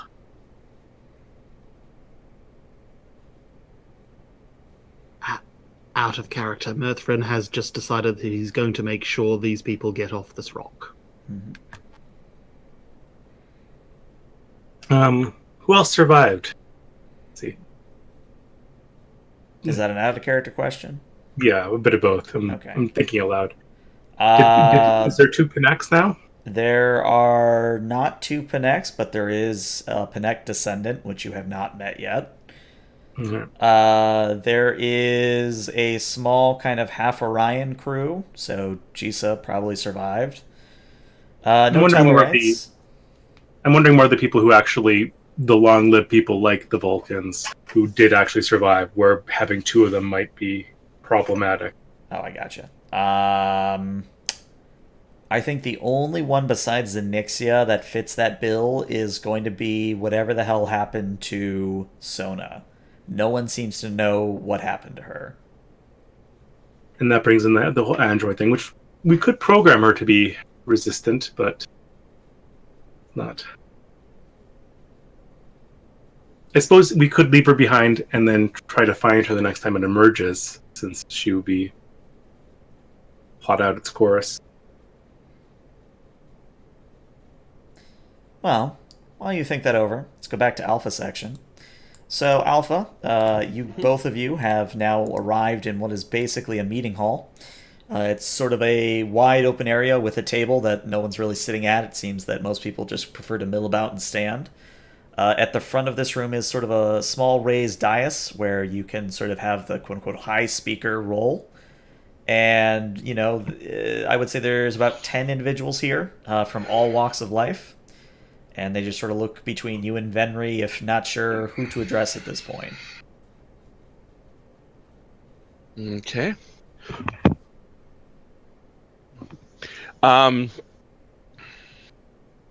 Let's see. I'm going to use my trill talent to pull from Tezzy's skull, the performer, and I'm going to pull stage charisma as a talent for the following. Okay. Or stage presence, I guess, is a better phrase for it. Greetings. By now, of course, you all know who I am. I am Captain Barton Skull of the USS Ophion. The one in orbit right now, not this one. I'm assuming you guys are the captains here. Anyways, it has been a very interesting few days as we've all worked together to try to make everyone's lives a little better out here. And I have to admit, my crew has been spending a lot of time trying to figure out how to get back to the timeline that we left behind. We believe that we have found a way, but it is risky, and it requires put simply, we can't take the planet with us. We have a solution that will require us basically draining the one of our reactors of all of its energy in order to achieve this. So I'm here as a representative of the United Federation of Planets. I'm willing to grant amnesty to anyone who is willing to join us, who wants to see what life was like in the time of your mothers, your fathers, your grandmothers, your grandfathers. I am not here to force anyone to make a choice against their will, but the Ophion will take whoever wants to come, and whoever wants to stay, we can do as best a resupply as possible before we leave. So one of the gentlemen kind of speaks up and he says, so what you're saying is you're going to drain every part of the colony and then sort of leave whoever doesn't go with you behind to die? No. What we're going to have to drain one colony, yes. Whether it is Alpha Colony or the Beta Colony of the Slaw has yet to be determined. It's my hope that enough folks from one of the colonies will willingly come with us that the remnants can join the other colony. There's some whispering and discussion, and a different gentleman speaks up and he says, when would this all happen? This has got to be very fast. According to the information given to us by the Slaw, who have been analyzing this, we need a decision by the end of the day. Discussion this time is a lot more rowdy, a lot more terse, and Venry kind of clears her throat and says, "People, please, let's stay focused here. If you're going to be going with Captain Skull here to try and get, well, home, then I need a decision from each of you now." And hesitantly, about 3 people put up their hands. Another 4 raise theirs a little bit more confidently. But the remaining 3 sort of shake their head in the negative. And Venry just sort of deeply sighs and says, "Well, there you go, Captain. You've got about 7 out of 10 leaders, which means approximately 40 people from Alpha."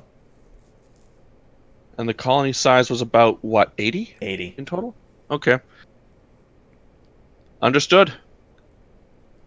I wish there was a better option, and I wish that we could leave the colony in a better place. But as captain of the Ophion, I have to ensure the well-being of my crew, and as a United Federation of Planets representative, I have to ensure that the well-being of every Federation citizen, which is, despite the fact that you haven't been officially part of the Federation, you all hail from Starfleet officers. I will. Venry, please ensure that the colonists are packed to travel light, and if you need a list of materials, please have it delivered to us as soon as possible. Of course. And as she's walking out, as I walk past her, I said, "I noticed that you didn't raise your hand. Are you planning on staying behind?" Well, someone has to. Understood. Well, that'll make explaining everything to the Trill Symbiosis Commission a lot easier. Give a playful smirk, and if I don't see you again, it's... Now, I've never been good at mushy stuff. Come here, and I bring her in for a hug. All right, she hugs you back and says, "It was nice actually meeting you in person." Indeed. It's nice seeing that the symbiote has gone to a good host. Oh. And then I'll motion Drake, and we'll head back to the shuttle, back to the ship. Okay. So, let's see. Anything else Beta wanted to accomplish? I don't think so, no. I think at this point, Murthrin's just going to get back with the captain, let them know, yep, the whole of Beta Colony is coming. Okay. The whole of... How many people in Beta? If you take all of the slaw, it's going to be about 250. So you're going to be crammed tight on the Ophion. They are, I will point out, they are hive species, and we will be offloading them very quickly. Okay. Plus, they'll be leaving behind pretty much all their resources for anyone who's staying behind at Alpha. Yes. Drake will shake his head while they're having this discussion of all of it. Shake his head with kind of a smirk and go, "The Ophion and its orphans." Bringing them to a better home, Drake. That's the whole point of an orphanage. All right. Murthrin, anything that isn't tied down or isn't essential, offload it to the colony. We're going to need as much space as possible on the Ophion. Yes, I was actually wanting to get your permission for this. Do you mind if we offload the shuttles here? Because we're going to need that space in the cargo bays. Captain, if I may make a suggestion, I think that Murthrin's onto something with shuttles, but let's not offload the Valkyrie. I was of the same mind, Lieutenant. Offload The Valkyrie. Oh no, that can stay, but like... Our modular shuttle. Yeah. Yes. Agreed. I mean, apart from anything else, it'll provide them with a reliable backup power supply. Agreed. And have the shuttle bay rig the Valkyrie for mass evacuation modules, and it will be the primary shuttling people back and forth. And the last shuttle to return before we leave. Wait. Are we bringing Xenixia from the planet onto the ship where the other Xenixia is? We're gonna have to make sure they're kept at opposite ends of the ship. But but they're both going to be cooperative about that. Neither of them want a territory dispute. I don't either. I'm actually very concerned about our Zareed somehow becoming subservient to Queen's, or not Zareed, our Xenixia forming a subservience to Queen Xenixia. My understanding of it, as long as they don't directly interact, that won't be a problem.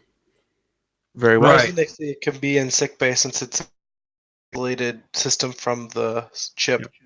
Worst case scenario, we can put our Xenixia in the medical isolation bay that has some psionic shielding capability. Out of character, I'm assuming it does because they operate on psychic species occasionally. Mm-hmm. And I'll make sure that I post security teams outside the cargo bay to make sure that Xenixia doesn't decide to go pet the new puppies. A wise precaution. Commander Panek, do you respond? Panek here, Captain. What's the status of the of your mastery of the control room? We currently have not quite mastered it yet. However, Lieutenant Locke had some interesting theories on how we can manipulate it using the interface. I see. We are going to have to require someone to stay behind, or if you can convince someone from the colony to agree to a vigorous mind meld. Is there anyone in the colony who has latent psychic ability? There, Or yes. through the process? Venry Skull gave me a list of individuals who's staying behind, and there is a half Vulcan. That's probably the best bet then. You might want to be careful about this, Panek. He's your son. This is inconsequential to me, Captain. Very well. If you can make it work, make it work. If not... If not, I'll stay behind. No. If we can't get it to work, we need 100% surety that our ship will get home. And if that's the case, our best bet is that Shatsu stay behind. And Murthron will actually sort of like indicate to the captain to sort of as an aside. Of course. Skull, logically speaking, I'm the best choice if Penek's citizen thing. I'm the only other psychic on board, really, and I am going to make sure these people get out of here. All right? Your sacrifice is appreciated, Murthrin, but for this ship to survive whatever's going to come through it, logically, you need to ensure that your expertise is engineering. And I need my best engineer to ensure that our ship survives whatever we have to go through. And very well, Captain. I don't like it any more than you do, Murthrin, but Shatsu is the most qualified to operate that chair. All right. All right, hopefully I wasn't muted too long there. Let's see. I would say at this point, we do kind of need to start making the big decision. Mm-hmm.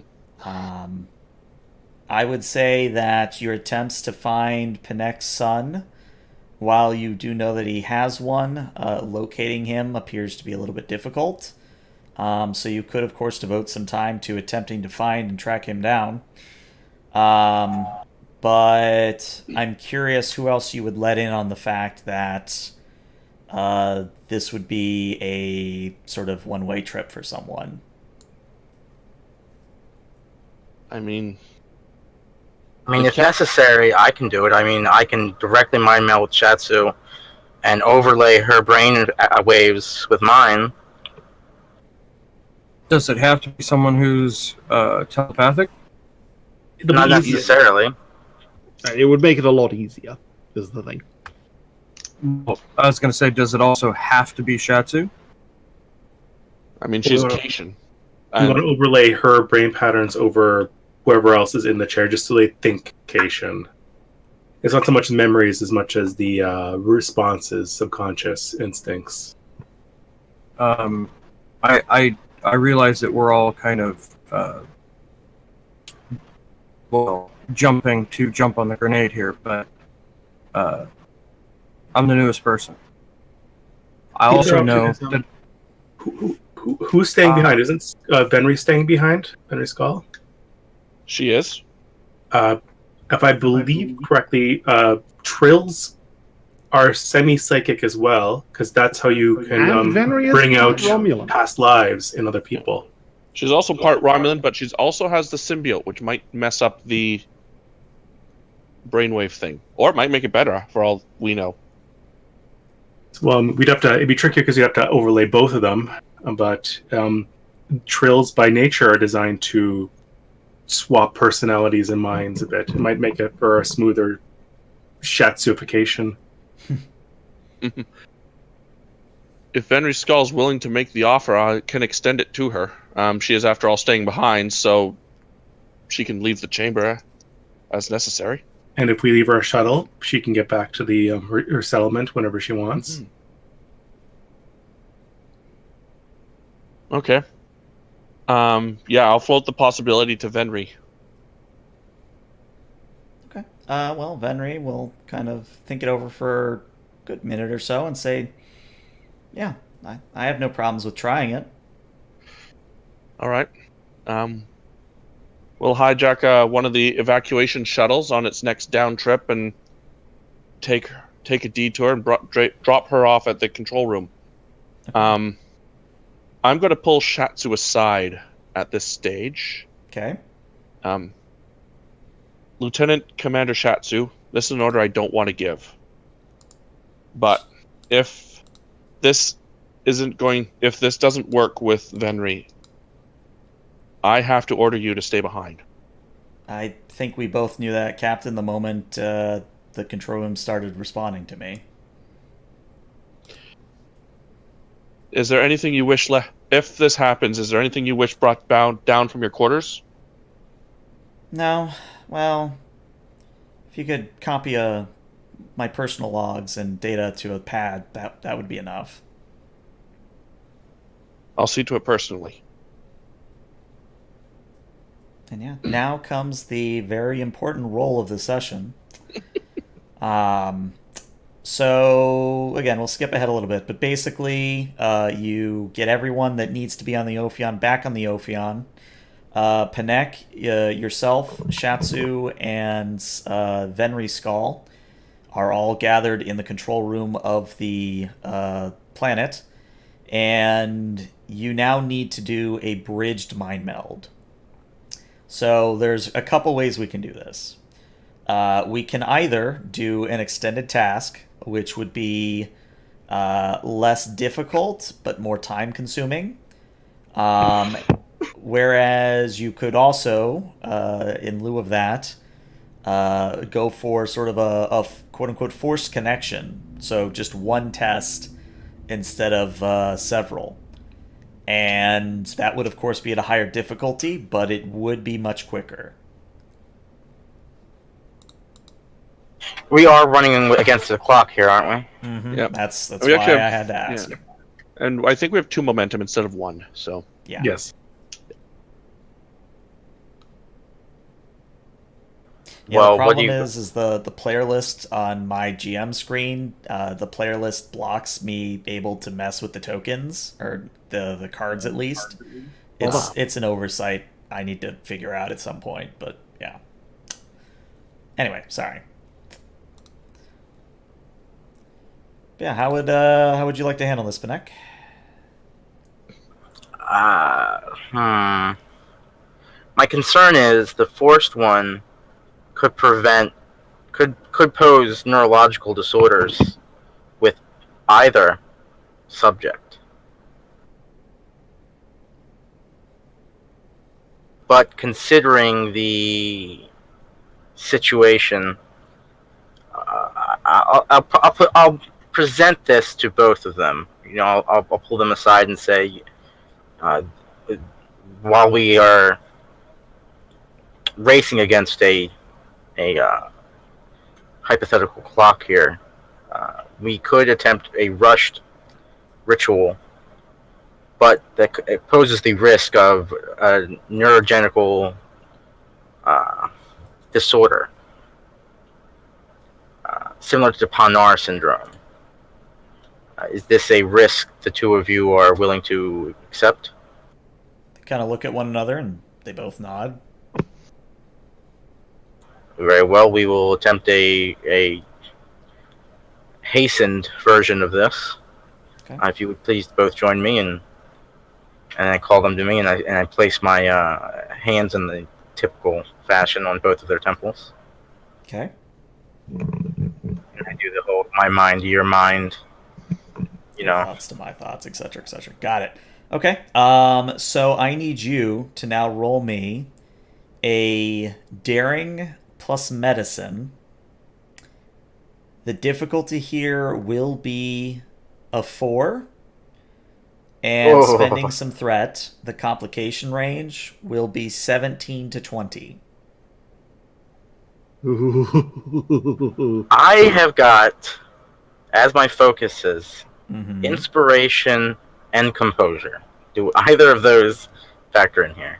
I'll be nice and say that composure would probably apply because you are bridging the thoughts, so you're seeing both ends, and you have to keep yourself centered. And I would like to use both momentum on this. Okay. Do you have a determination that would work? My determinations, I have to use a value from that, right? Yep. I've got ambition as a powerful driving force, true infinite diversity and infinite combinations. Events rarely follow the Starfleet training manual, and loss can motivate. Oh, I think that third one works. Yeah, third one would work for sure. All right, so then how do I use the determination? You can either start by giving or by spending it for 2 automatic free successes, or you can save it for a reroll after the fact. I'll take 2 automatic successes. Okay. So that'll use up one of the dice. Yep. So if you want a third dice, you will have to spend both of the remaining momentum. All right, I'll do that. So how many? What's my dice pool? I do 4. 3, and the 4th dice is an automatic 1.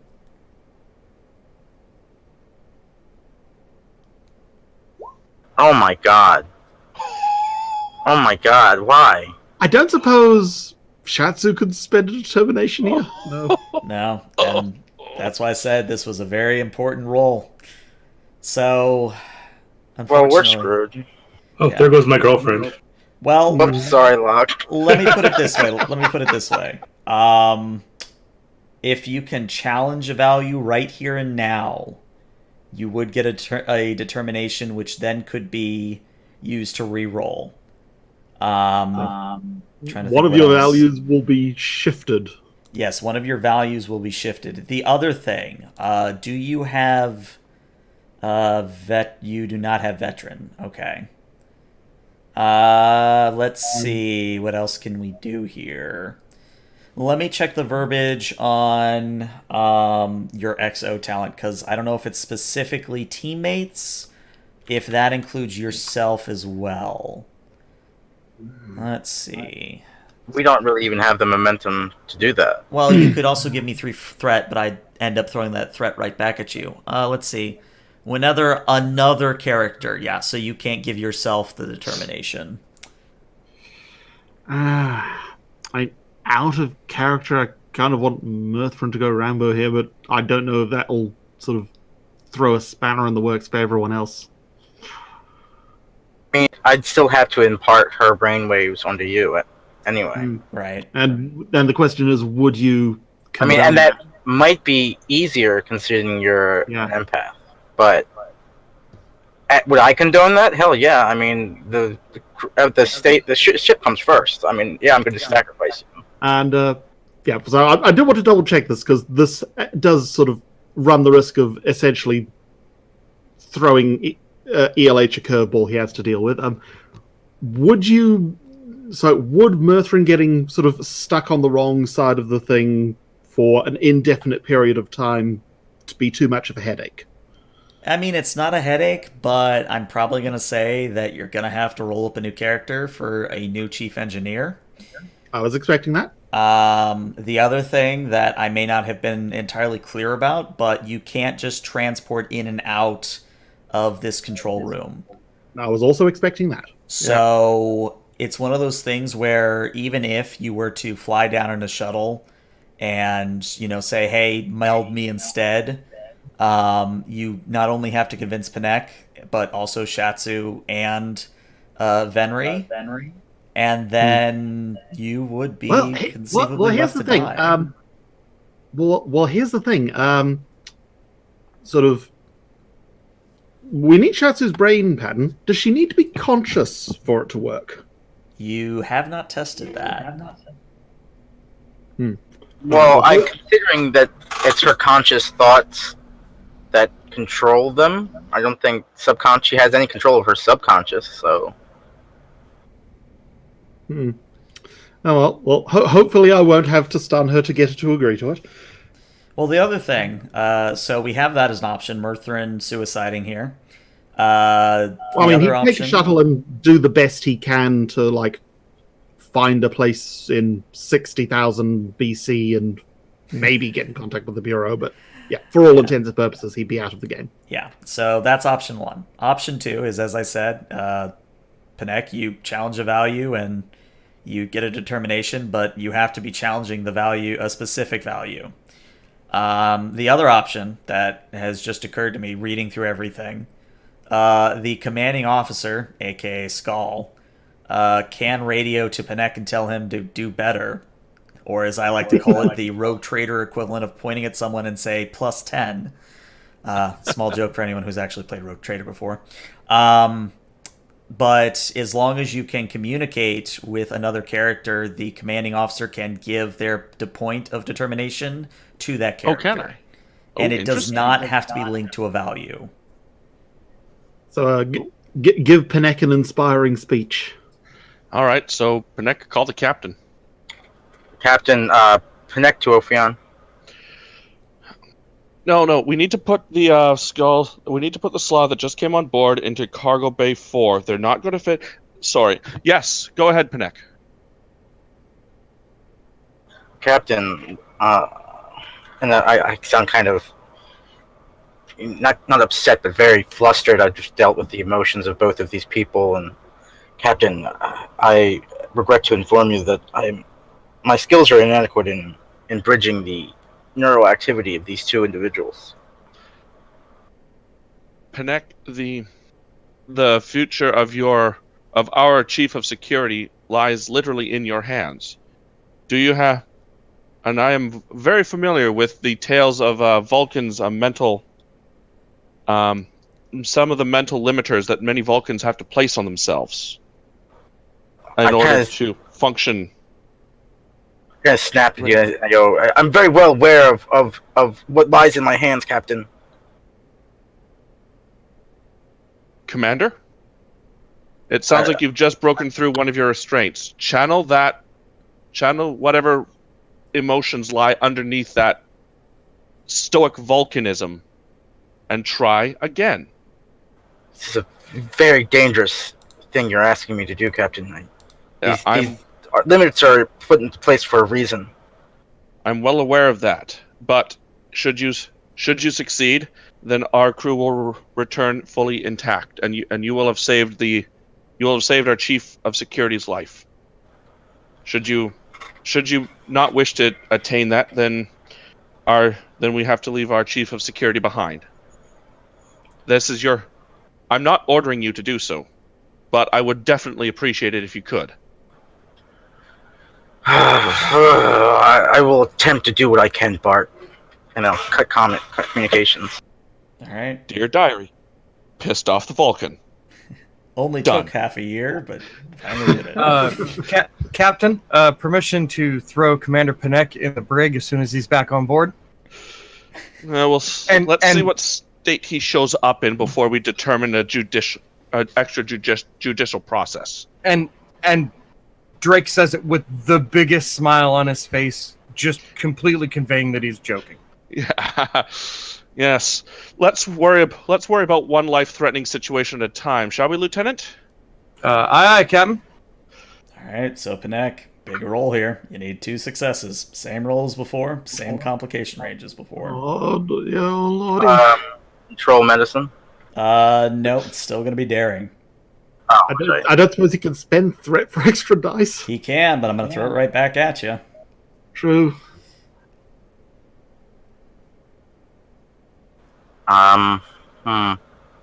It's 4d20 this time. Nope, still, it would be 3, because you're re-rolling All all right. those You've zeros. still got the automatic successes.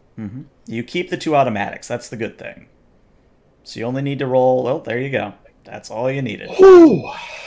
So, Panek, you recenter yourself, you focus, you use that very same emotional energy that you had been keeping such a tight lid on, and you use that to power you through this, and you create a near perfect bridge between Shatsu and Venri. And though it is taxing for you, when you finally withdraw your hands and have to be caught by Shatsu, you know that your job is complete.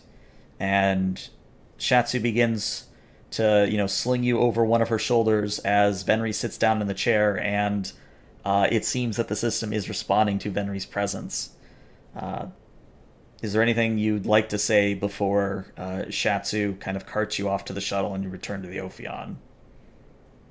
I just give her the Vulcan salute, and I kind of have to go into a meditative trance to try to put my limiters back on, or risk being overwhelmed by my completely barbaric nature.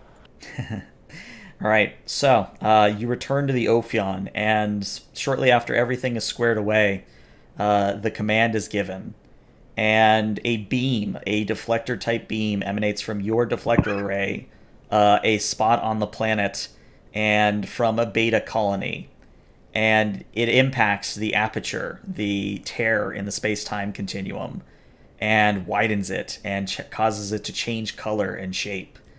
And what do you do, Captain? I order Sona to take us through. All right. So, you fly on through. And I think Raise that's where we're going to end the shields, session. yellow alert. So we're going to end the session. Yeah. So, as a crew stuffed full of friendly insects comes back into real space. Yeah. We hope. Yeah. And where have we ended up? Tholian space. Well, shit. Oh, hello! It's oh, look, it's the same captain Oh no! in the same ship. Oh, I can even still see the scar marks where we crippled it. Oh, dear. All right. Well, good news. You guys succeeded. I was prepared for Shatsu to go if need be, but I'm glad it worked out. Whew. That was stressful. Yeah, that's the idea. Got to put a little pressure on you guys. Got to give you some kind of consequence. I am looking forward to the new Skull-Pinect relationships. Yeah, I think that's going to be interesting. Let's see, before things I need to say before we sign off. As I said, I did want to float the idea of us playing sort of a mini sort of arc through October. Let's just go ahead and vote on stream for that instead of off stream. Would anyone have a strong preference one way or the other? Well, I would be up for that, definitely. Okay. Yep. I'm up for that. I've always wanted to try a Section 31 style game. Okay. But I will play whatever the GM decides. Okay. I'm up for whatever. Okay. Let me do this then. Let me very quickly set up a straw poll. Strawpoll.me. Which campaign? Alright, so Prime Klingon. Mirror Klingon. Dominion. Question mark, Dominion. Alright. Create poll. If, again, I'm doing this while I have you all. If you all could vote, and then we'll see what shows up. The link is in 3 weeks, Discord. 4 weeks. How long will be the minicamp? Assuming that there was no miss.